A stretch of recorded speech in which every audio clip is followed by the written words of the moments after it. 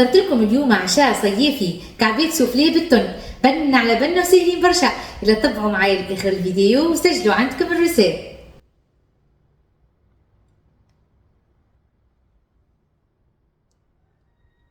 باش نستحقوا لعجينة السوفلي 500 جرام فارينة بمقابل 4 كيسان كبار، 200 مليلتر حليب دافي ما يقابل كاس، 100 مليلتر زيت نباتي ما يقابل شطر كاس، وتجموا تعوضوها ب 100 جرام زبدة حيوانية، كعبة ياغورت طبيعي، 10 جرامات خميرة خبز ما يقابل مغرفة كبيرة، مغرفة صغيرة ملح.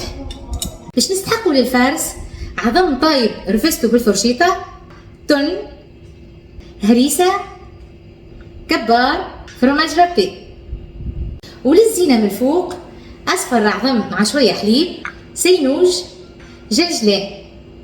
نصبوا الفارينة باش نعملوا هكا حفرة في وسط الفارينة، باش نصبوا مغرفة الملح على جنب الفارينة، وبعد باش نصبوا الحليب في الوسط، زيت نباتي، خميرة الخبز، وكعبة الياغورت طبيعي. باش نقعدوا نخلطوا هكا الوسطاني حتى تتفاعل الخميرة مع الحليب، وبعد نلموا العجينة باليد باش نعجنوها هكايا حكاية 5 دقايق. تحصلنا على التكستور هذيا، باش نصبوا هكا شوية زيت، ومن بعد باش نغطيوها ونخليوها تخمر لمدة 30 دقيقة. لو طون اللي هي قاعدة تخمر باش نحضروا الفارس. باش نخلطوا المكونات الكل، العظم، التن، الكبار، فروماج رابي، وباش نخلطوا الكل مع بعضه. خمرت العجينة، شوفوا كيفاش. نرشوا شوية فارينة، ومن بعد نرميو العجينة على البلون دو ترافاي باش نطولوها بالشكل هذايا، وبعد باش نقصوها على 10 طروف. دونك باش نعملو 10 كعبات سوفلي، القطر متاعهم 12 سنتيمتر.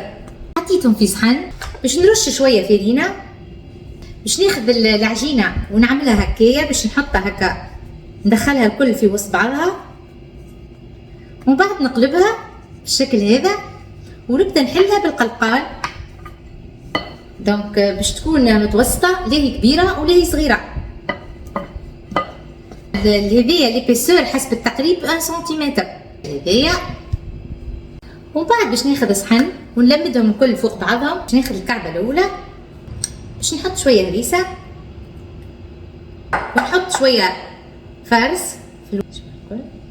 وبعد باش ناخذوا الكعبه هكا ونعملوا نجيو هكا في الشطر، وناخذوا الفرشيطه نعملوا هكا جنابي، وبعد نقصوا.